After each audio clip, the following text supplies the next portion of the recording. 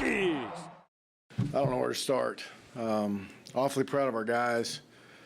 I thought it was a well-played football game for both teams.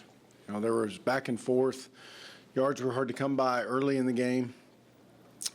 And then it seemed like there was a spell there in the second half where both teams were moving the ball pretty well, a lot of back and forth.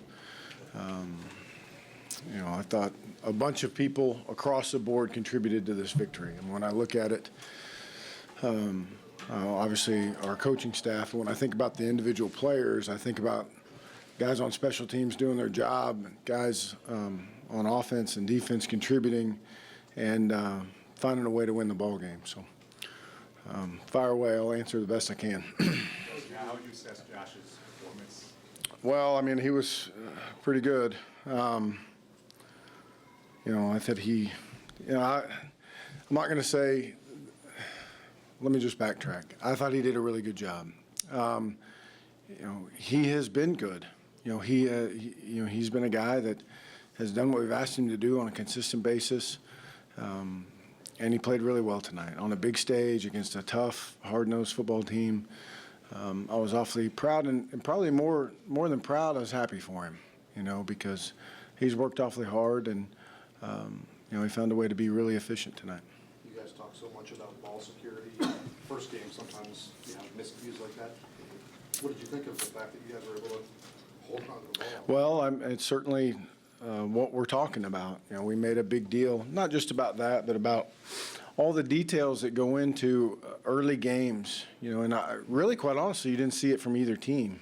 You know, I know we missed a couple field goals, but you didn't see, you know, we had a nice kickoff return, but you didn't see huge game-altering plays from either side, really, on special teams. But it was a good example of a group of guys that got ready to play the right way. You know, they had emotion, but they're all also focused on their training and focused in on doing their job, and they did a good job. Justin, how does a game like this help Josh as he moves on and improves and grows? How big is it for the confidence?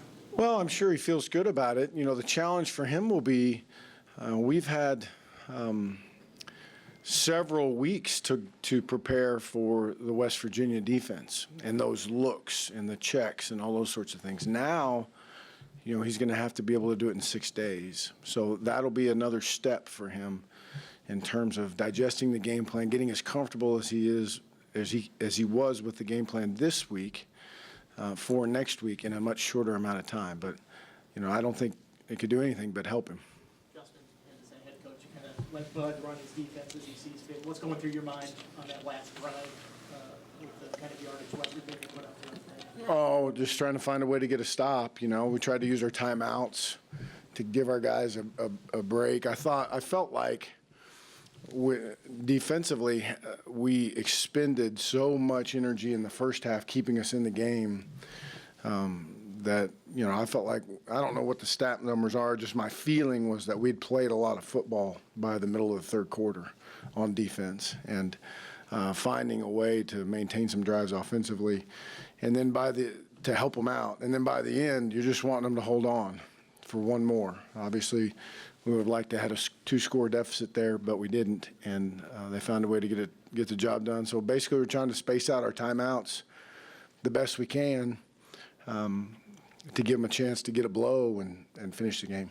Did the thought of them maybe going for 2 at the end, if they had scored, did that cross your mind? Well, I mean, we're not in control of that. So certainly, you know, we would have a call for it. I didn't know what they were going to do, if they were going to kick it or go. That's a question for Dana. Ever been in a game where 2 coaches get 15-yard penalties? Just for the record, I did not. That was not on me, just so you know. No, and they're making and I didn't see the replay of the offsides, but we felt like, you know, we felt like they were in the neutral zone and we moved because they moved. But, you know, that hurts our football team. And, you know, that's an example of things that we can't have, you know, from anyone in order to give ourselves a chance to win.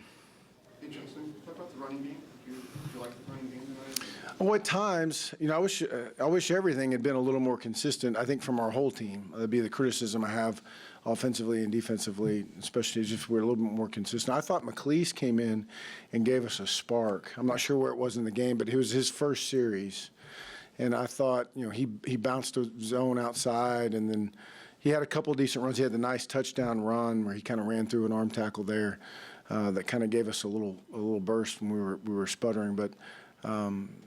You know, I thought I'd like to see us more consistent running the ball. After both of those missed field goals, how do you think that the entire team really responded after kind of that deflating moment there? Well, I think our guys have a good understanding that there are going to be ups and downs in the ball game. We talk about it all the time, handling the ebbs and flows. If the offense scores immediately, it's the talk about, you know, whatever happens out there, we've got to be ready to go again. Same thing defensively, continuing to play the next play. And, you know, that's part of our 1-0 is not just one game, but it's one play. It's one moment at a time, playing the next play, whether the previous one was good or bad. I thought our guys did a good job of kind of embracing that. He's fine. They told me he could have gone back in. So, I mean, that's what I know. Josh's 46-yard run there late, was it something you all had set up, or was it just strictly a read option and his call?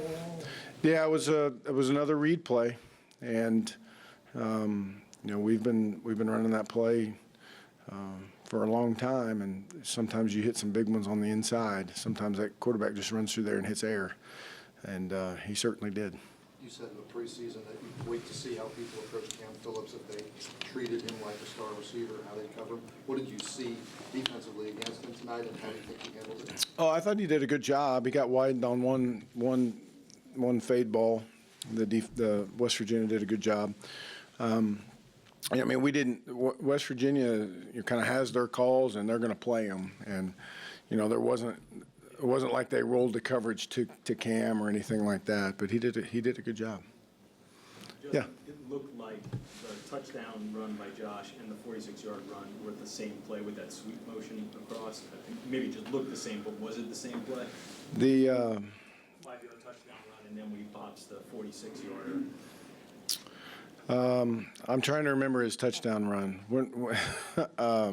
We ran. I will tell you this: we ran that play probably 3 times in the game. Sometimes the receiver ended up carrying it. Sometimes Josh ended up.